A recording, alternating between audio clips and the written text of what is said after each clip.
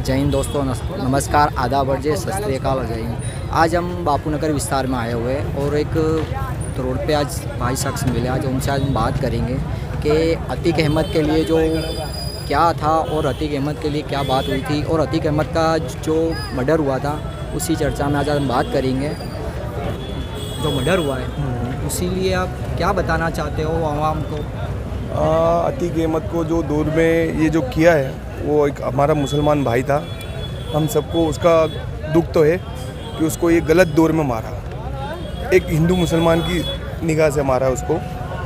बाकी बहुत गलत हुआ है अतीक अहमद के साथ, भले वो कुछ भी था।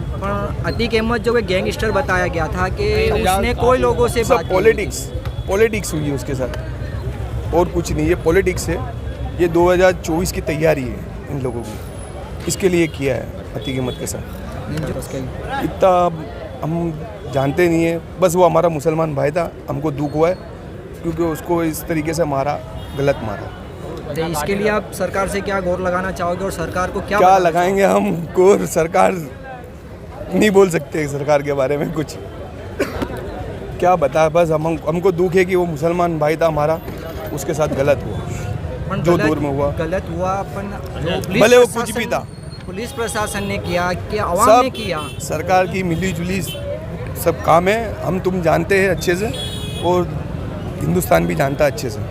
पर इस बार तो अपन पुलिस प्रशासन के साथ उसका जो इनका सब प्लानिंग से हुआ है, सब प्लानिंग है, सब प्लानिंग से हुआ है, सब साजिश के थ्रू हुआ है।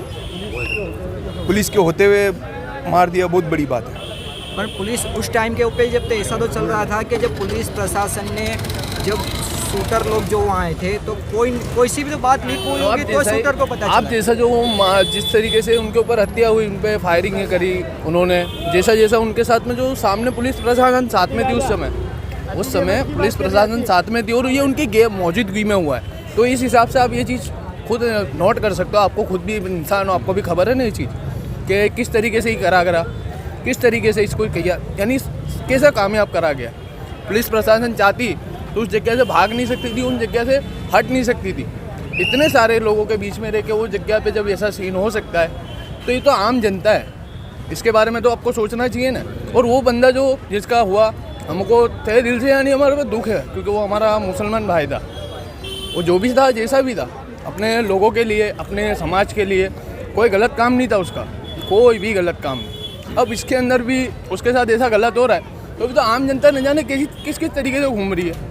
किसी के साथ कुछ भी हो सकता है। ये चीज़ से भी पुलिस प्रशासन पे लोगों का भरोसा उठा। और प्लस देखने जाओ तो अभी तो ऐसे बहुत से हैंगे और भी है, ऐसे बहुत से और भी है, क्या खबर, अल्लाह बेहतर जाने, उनको भी टारगेट करके रखा गया हो।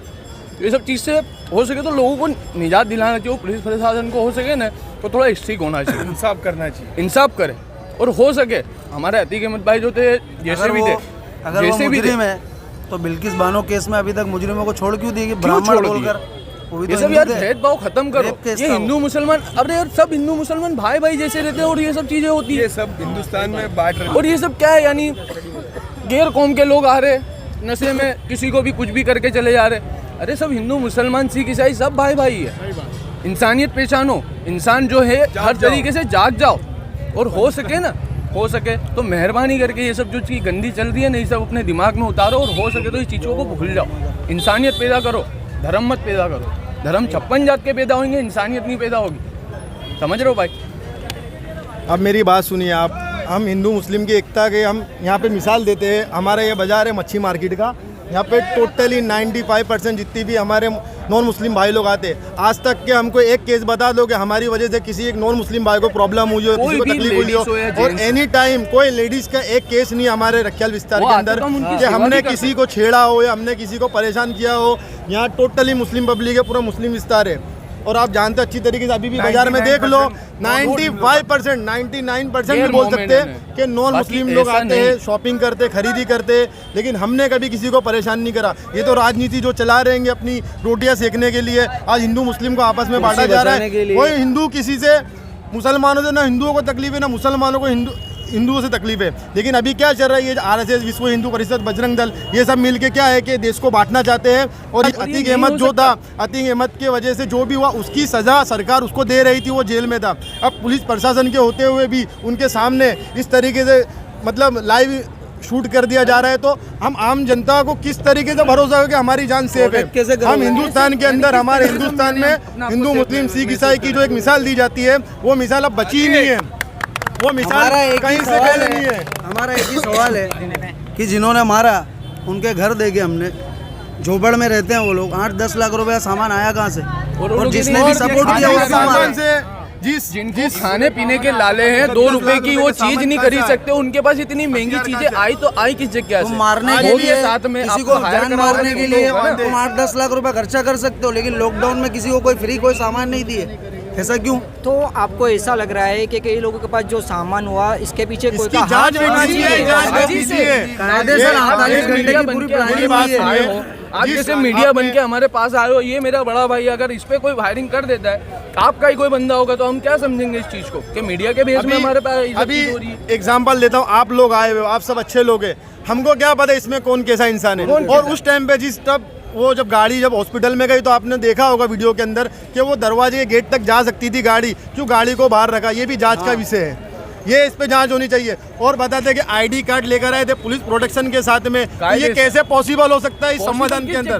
कोई ना कोई अधिकार तो मिला होगा ना, सरकार की कमजोरी मानते हैं हम इस चीज में। जी आपके साथ एक दूसरी एक और सवाल में जो आप बता रहे हो, तो इस टाइम के ऊपर जब भाई के साथ आए हुए थे या अतीक अहमद को तकलीफ दी या इनके भाई को देखो उस बारे में पहली बात तो मैं बताता हूँ कि जिस वक्त अतीक अहमद को लेकर आए वो काफी टाइम से जेल में थे, उनकी सजा चल रही थी, वो जो भी था वो फैसला सरकार का था, और वो फांसी देने का फैसला सरकार का था या छोड़ने का फैसला सरकार का था। पर मेरा ये कहने का मतलब है कि इतनी सब होने के बावजूद, सरकार की सिक्योरिटी होने के बावजूद भी जब इतने बड़ा मतलब देश के अंदर एक हो सकता है लाइव शूट कर दिया जा सकता है, तो आम जनता कैसे सेफ है? मुझे उस बात का जवाब दीजिए ना। आपका वो मेरा वो सवाल है, मेरा सवाल वो था जैसे अतीक अहमद को तकलीफ थी, तो अतीक अहमद को एक को मेडिकल पे लाना था और उनके साथ उनके भाई को भी लाए हुए थे, उसके लिए आप क्या कहना चाहते हैं? पूरे परिवार जान सेफ नहीं, पूरा परिवार उनका सेफ नहीं है, इन लोग कहीं ना कहीं से पूरे परिवार को लोग टारगेट है, पूरा अभी भी टारगेट पूरे परिवार को। अगर बात सुन ले, उनकर सजा की बात है, अगर सजा की बात है वो मुजरिम था उसको सजा मिली, ऐसी सजा अभी तबरेज़ अंसारी को सजा दो, वैसे ही बिल्किस बानो को भी ऐसे ही सजा दो जिसने किया। 7 लोगों को ब्राह्मण बोल के छोड़, मसला क्या हुआ उसका भी ओपन नहीं हुआ, बोले ब्राह्मण है वो रैप नहीं कर सकता। वो छोटी नादान बच्ची का भी जो केस ओपन हुआ था वो केस आज भी रही, वो पड़ा हुआ है।